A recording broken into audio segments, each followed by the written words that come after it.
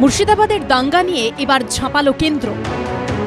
কারা দাঙ্গা বাঁধালো, কারা তার শিকার হলো, কাদের জন্য দলে দলে মানুষকে নিজের রাজ্যে উদ্বাস্তু হতে হলো, সব সরেজমিনে খতিয়ে দেখতে একই দিনে মালদায় আক্রান্তদের কাছে পৌঁছে গেল জাতীয় মানবাধিকার কমিশন থেকে জাতীয় মহিলা কমিশন।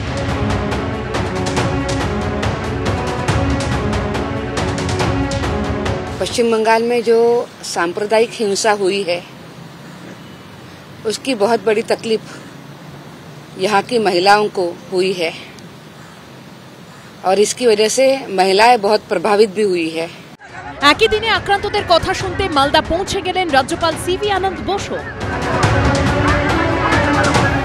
রাজ্যপাল ক্যাম্পের ভিতরে ঢুকতেই শুরু হয়ে যায় তুমুল গন্ডগোল। কেন সংবাদ মাধ্যমকে ঢুকতে দেওয়া হলো না, এই প্রশ্ন তুলে ক্ষোভ উগরে দেন আশ্রিতদের একাংশ। That is also one of the major complaints which they made, particularly the women. You know, hooligans and miscreants come into their houses, threaten them, physically assault them, intimidate them, set fire to their houses. They want justice. It is our duty to see that justice is given to them.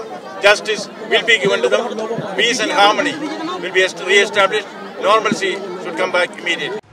শুক্রবারই মুর্শিদাবাদের দাঙ্গা নিয়ে মমতা বন্দ্যোপাধ্যায়কে কড়া ভাষায় আক্রমণ করেছেন BJP শাসিত ত্রিপুরার প্রাক্তন মুখ্যমন্ত্রী বিপ্লব দেব এবং বিজেপি শাসিত দিল্লির মুখ্যমন্ত্রী রেখা গুপ্ত। तो इससे ज्यादा शर्म की बात किसी राज्य के लिए नहीं हो सकती और विशेष रूप से ऐसी महिला मुख्यमंत्री के लिए। পাল্টা ষড়যন্ত্রের অভিযোগ তুলে সরব হয়েছে তৃণমূল। একটা বড় প্লট সাজানো হয়েছে মুর্শিদাবাদে, সুতোর টানটা টানছে ষড়যন্ত্রকারীরা। আমরা এর পুরোদস্তুর তদন্ত চেয়েছি। বাংলার মুখ্যমন্ত্রী এড়িয়ে গেছেন কারণ এটা তার ব্যর্থতা, আর তিনি অন্য আরেকটা ভ্রমণকে ঢাল করে নিজের ব্যর্থতাকে, নিজের অপদার্থতাকে আড়াল করার চেষ্টা করেছেন। এটাও ঠিক না। ভয়ে আতঙ্কে দিন কাটানো মুর্শিদাবাদের মানুষগুলোকে চিকিৎসা পরিষেবা দিতে শুক্রবার সেখানে পৌঁছে গেছিলেন আরজিকর কাণ্ডের আন্দোলনকারী জুনিয়র ডাক্তাররা।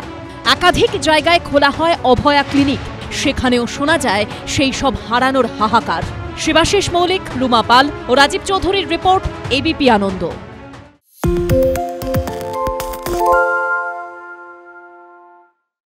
সত্য অন্তহীন, সত্যের খোঁজও তাই, সত্য সন্ধানে তাই আমরা অক্লান্ত, অকুতভয়। এবিপি আনন্দ নতুন ভাবনার প্রতীক, যা মনে মুক্ত, তথ্যে যুক্ত এবং যাবতীয় সীমানার বাঁধন থেকে মুক্ত। সীমা না শব্দটির মধ্যে লুকিয়ে আছে মানা শব্দটি, যেন চোখ রাঙানি এক অদৃশ্য বেড়াজাল, যা আটকে রাখে আমাদের এক ছোট্ট গণ্ডির মধ্যে।